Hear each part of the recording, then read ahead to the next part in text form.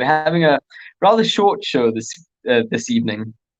Um, y- I think Shakeel, unfortunately, is not going to be joining us. He is in the middle of exams, as I think a lot of people our age, a lot of students are in. I think it's the pressure's piling up. The books are beginning to you know swamp our mental capacity and take up all of our mental space. But in between all of that, and in between all of us kind of struggling through whatever we're going through in such a difficult and challenging year in so many different senses, you get young people who are just absolutely thriving and thriving in every possible sense. And I think that's kind of the purpose of our Mindset Monday segment, the 7:30 to 8 p.m. segment every Monday.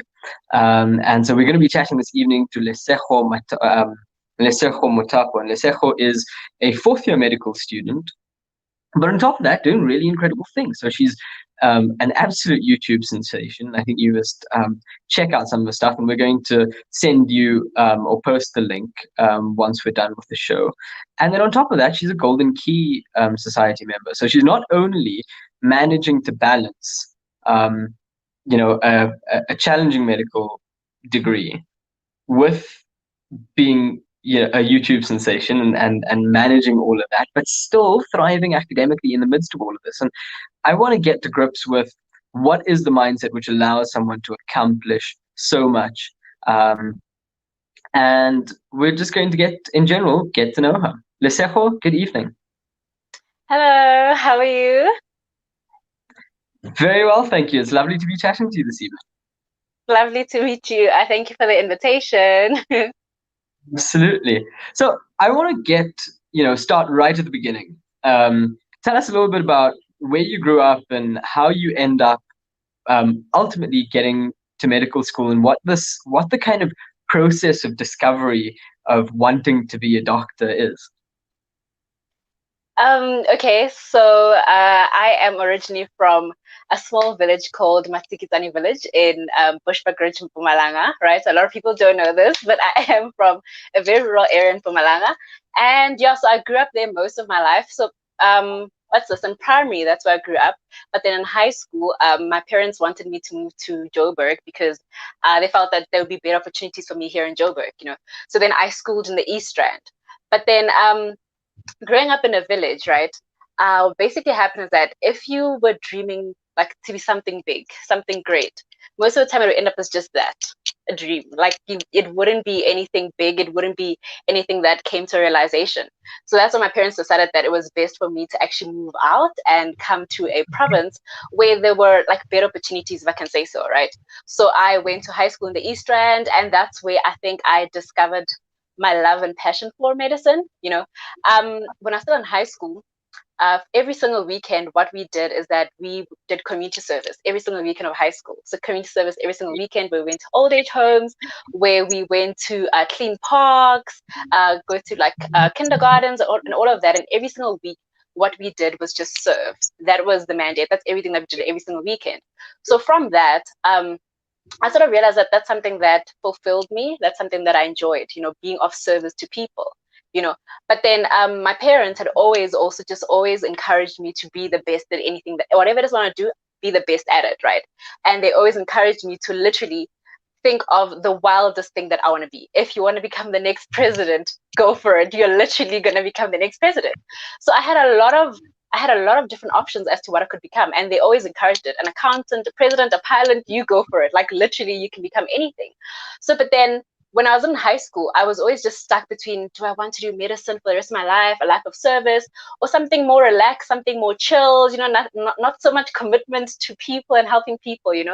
But then I had a lot of mentors, a lot of people who always steered me in the direction that I sort of needed to go. I realized that I wanted to live a life of service. That's literally wherever I am, if I can make a difference there, that's what I want to be.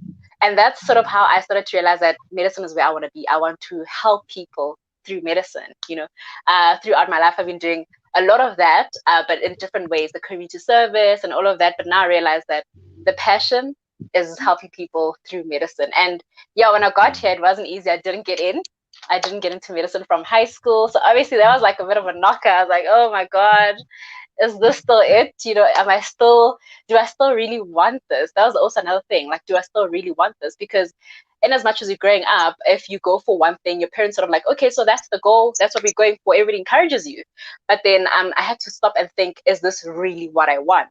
And not getting Mhm. into medicine reaffirmed that. I think for me, not getting in made me realize like, yes, this is literally what I want for myself. So yeah, I hope that answers your question.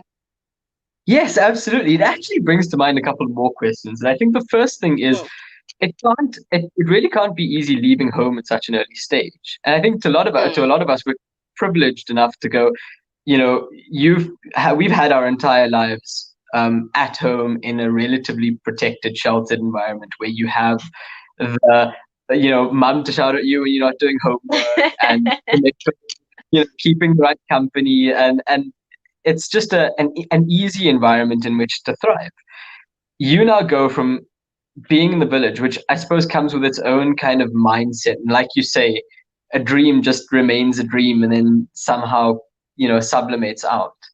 How do you mm. then go from that environment to getting to school and still managing to maintain a sense of self and carry yourself in a way where you get to the point where you almost get into medicine? I think a lot of my achievements or a lot of my upbringing has to do with my family. Even though I wasn't necessarily living with them, they literally always made sure that I still knew what the goal was at the end of the day. That whatever it was that I was doing, whether I was doing netball, it was like you know what the goal is. You know that you do your best at it. Whatever it is that you immerse yourself in, you always keep your best at it. So from a young age, that was instilled in me that wherever you are, you give it your best. You do your best at whatever it is. So it wasn't necessarily difficult to keep that going because I knew that my parents sent me out to be the best at whatever I can be. So when I was out, I had to remember that you're out here, your parents literally have so many hopes and dreams for you, and the most that you can do is be the best at what you can be. So also another thing is that I lived in the East End with an aunt of mine. So my aunt is who I lived with. So it's still a very protected environment. And like I said, I had a lot of mentors who understood me and where I came from and would always steer me in the direction like, okay, no, you're drifting apart now. Come back to come back to reality and come back to maintaining the goal. And yeah, that's the transition wasn't very difficult because also growing up, my parents always made sure that whenever we could, we visited the city. So we came to Joburg, maybe for just like going to the zoo or something, just that exposure to seeing what the big world is like getting here, escalators, all of these things. You're just like, oh my goodness. When from a very young age, they always made sure that we literally saw the world. So when I came here, it wasn't a thing where everything was all new to me. It was a thing where it's like, okay, this is potentially where your dreams can come alive. So yeah, that's literally how it came about. That's incredible. And I really admire the humility in, despite having accomplished so much, to kind of acknowledge the role which your parents have played in this. And I find it quite interesting because we're in psychiatry at the moment, and what they teach us is that your personality is developed in the first 7 years of life. And so it's Mm, incredibly important that you have the parents to kind of foster that sense of growth and foster the sense mm, of excellence. But in between all of that, so you now get to the end of matric, you don't get to do what you really want to. At that stage, most people go, "Oh, it's fine. Second choice is, you know, perfectly okay." What makes you go, "Not me. I've got the dream. I'm going to pursue it. I have to get to kind of end game." mm. Okay, so I feel like the way that I actually got to know that I didn't get into medicine and how I got to studying Bachelor of Health Sciences was just very quick. So before I actually before the results came out, our matric results came out, I was overseas in Germany where we were doing like an international. It was an international tour for the Rotary Club. I don't know if you know Rotary. It's like an community service club. So I was there overseas promoting the goodwill and peace between the nations. And now when I came back, I was like, okay, I came back the weekend before varsity started. And then it was like, okay, you didn't get into medicine. It's time to go Bachelor of Health Sciences. Let's move. And then that's literally just how it happened. I didn't have time to sit and think, oh my goodness, I'm not a medicine. So when I got here, it was a thing where I realized, okay, what am I doing again? What am I studying? Okay, it's Bachelor of Health Sciences. In first year, we had a lot of people like who asked you, oh, so what are you studying? You know, every time you meet people, they ask you, what are you studying? Where you come from? And people ask like, what are you studying? I'm like, no, I'm studying Bachelor of Health Sciences. And at the time, everybody knew it as a backup, as the degree where people who were the rejects got into, you know, people who just weren't good enough to get into medicine were in, you know. So a lot of that kept coming in first year where people are like, you guys weren't good enough, you guys are the wannabes, you guys are the rejects, you know. And that's something that sort of got to me, I believe, in first year. It did get to me slightly, and I was like, you know what, actually I'm choosing not to focus on that in first year. Now going into second year and third year, I started to now think about the different things that I could possibly want, because again, I didn't get into medicine, so I was like, maybe, you know, maybe God doesn't want me to be in it. You know, maybe this is not the plan for me. I have my own plans, but maybe this isn't it. And I remember speaking to a lot of like different who's this, like doctors and professors who are working in the labs and the scientists. And I thought maybe it's somewhere here. Maybe I can be here as well, you know. And after all our conversations with them, I'd always be like, this is not it. This is not it. And I found myself in third year as part of a Bachelor of Health Science student council. So I was the chairperson of the student council. And yet again, I was in a position of service where I was of service to other people, you know. And that again took me back to high school, where all I did every single weekend was be of service to other people. And that's when I was like, this is still it. This is what I want to do. I want to be of service to other people. I want to help people. And I got to interact with a lot of people. And I was like, this is what fulfills me. So that's how I just kept it going. Like from the different life experiences, I won't say that I've always known that this is it, even after the reject and everything, that I was always positive that this is really it. It was the different life experiences, people calling us rejects, being in the same class as medics, but not being a medic, you know, it was really, really tough. But yeah, the different life experiences really pushed me to reaffirm my passion and reaffirm my love for it. To be like, you know what, I didn't get in, but the dream is still the dream. It's still valid. It's still what I want, despite not getting in. I love that. I love that concept because I think what it points to is that even when things go wrong, you know, if you keep on pushing towards what you want, ultimately the likelihood is that in some way you'll fulfill it, right? Mm. And I think a lot of the issue with the world we have at the moment is that we look around us and there are people doing these really incredible things, and we go, oh well, why not me? Or I've hit a stumbling block and I can't get any further.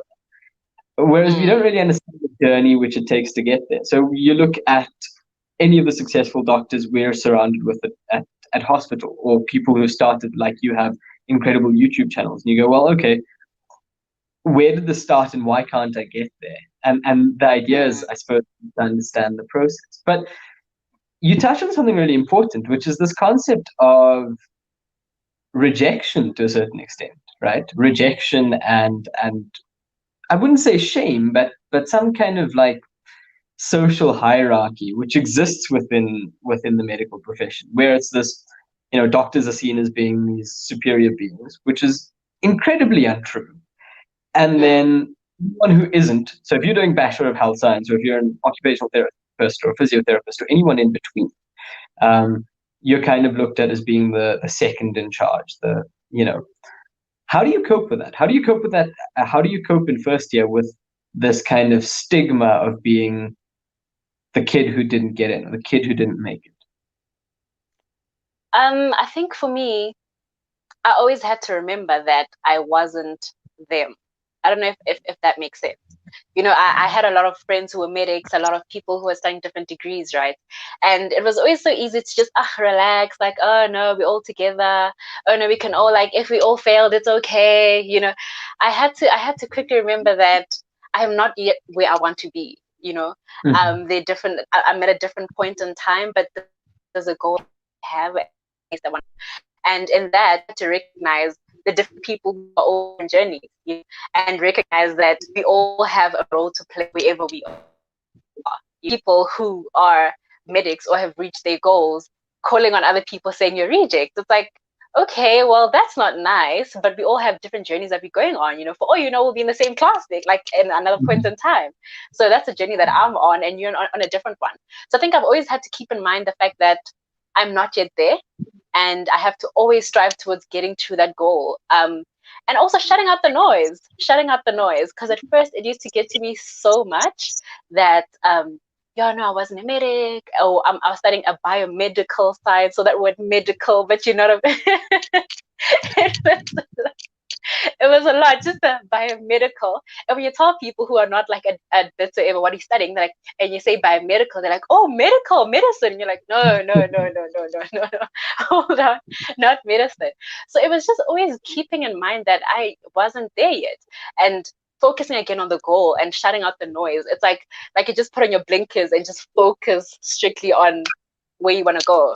And yeah, recognizing that everybody has a role to play in society, that even though you might not be where you want to be at that point in time, doesn't make you any less of a person or make your dreams any less valid. So yeah.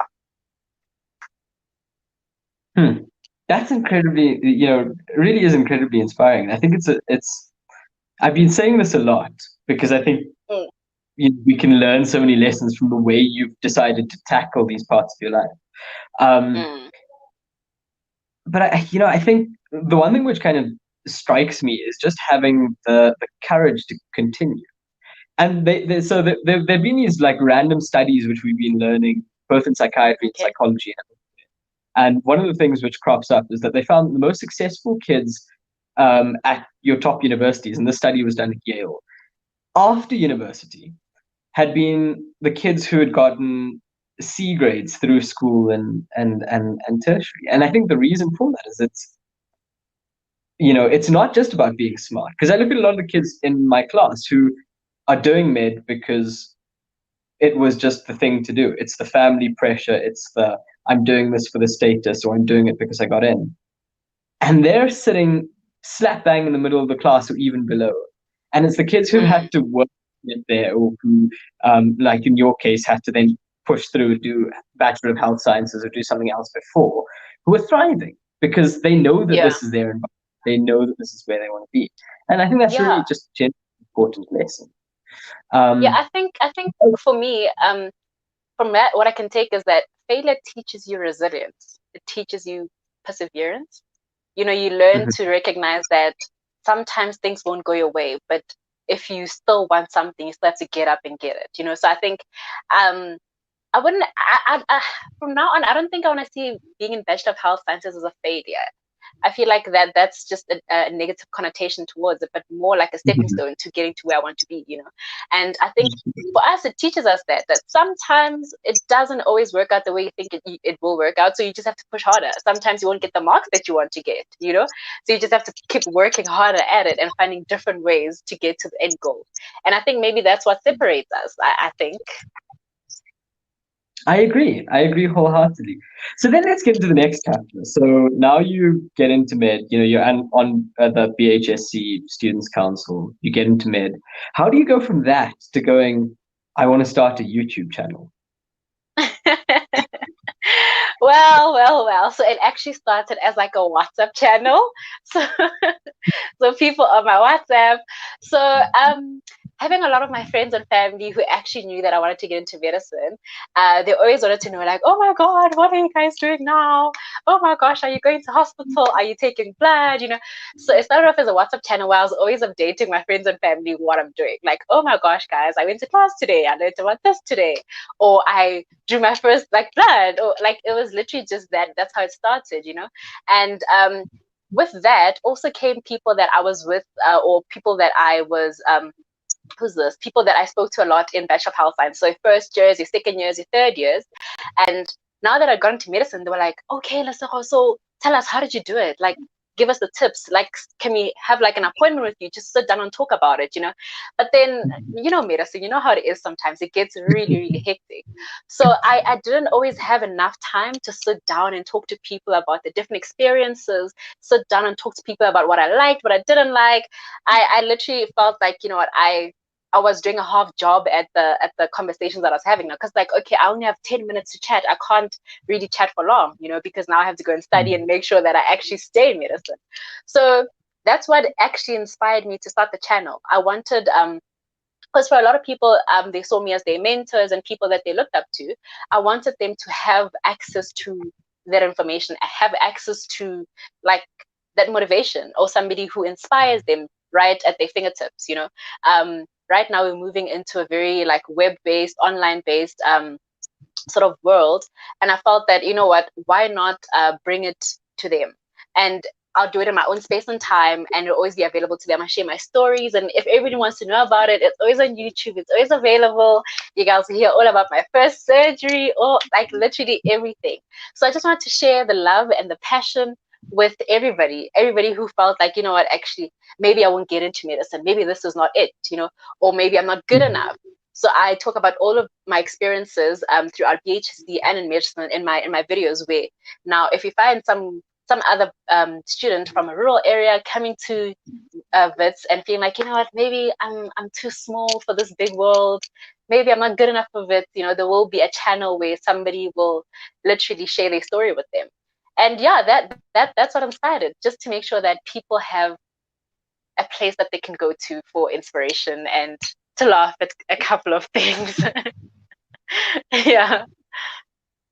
That's fair enough. And I think it kind of, shows in your personality, in the sense that even the YouTube channel is about service.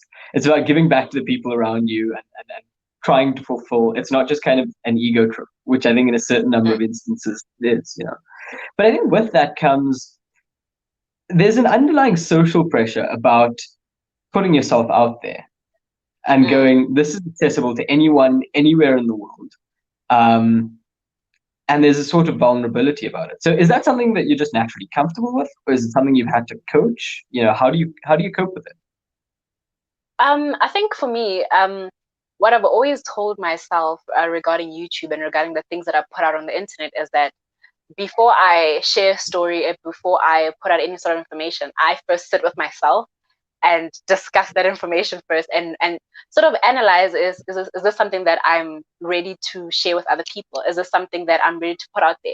So I never really just put out things just because that's the trending thing or that's something that people want. I sit and introspect and ask myself, is this, like, what is the purpose of this video? So if I'm putting out a video about what's this, not getting into medicine, what is the end goal of this video? So I know that at the end of the day, the purpose of my channel is to make sure that somebody who watches this is able to find inspiration in this and be motivated by this. So then the videos that I put up, I get to be okay with it because I know what the goal of the videos is, or the intention behind it. So I don't really mind being out there if at the end of the day, me speaking, me being out there, putting myself out there is going to help someone. Obviously, there are sort of restrictions to the things that I would share or the kind of experiences that I would say, because some of the things I don't necessarily see them as something that aligns with the goal of the channel. So I always do a bit of like an introspection, like, okay, what is the goal of the channel? And does this align with the goal? And what's the purpose of this video? So when I put myself out there, it's not something where I'm scared about the reactions or whatnot, because I've sat down and considered why it is that I'm putting it out there. So yeah. Absolutely. I think you're speaking about, intentionality. And it's so important in the sense that if you want to be someone, or if you want to accomplish something, you need to be intentional about every step you take to get there. Which is incredible, because the YouTube channel then has a very specific lens and idea, and everything you do then works towards that. Right? And I think that's just an important lesson we need to learn about everything we do in our lives. It's to do things with a specific ultimate goal. But all right, so it seems as if from the stories you've told that everything in your life has this sort of intentionality, right? So I want to get into it, and I want to start a YouTube channel for this reason. And in that, you've developed this kind of natural talent for seeking excellence.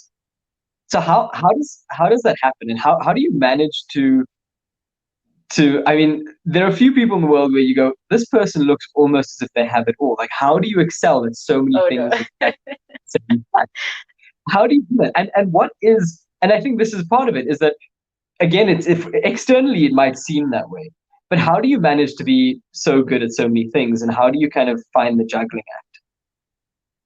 Um, oh, well, I don't have it all together. Let's just start there. I don't have it all together. I'm learning. I'm still figuring myself out. Um, I think for me, honestly speaking, so every single year, right? As the year starts, I always sit back and think, what do I want to accomplish that year outside of medicine? Outside of the degree that I'm in, and I sit and plan out some of the things that I want to do.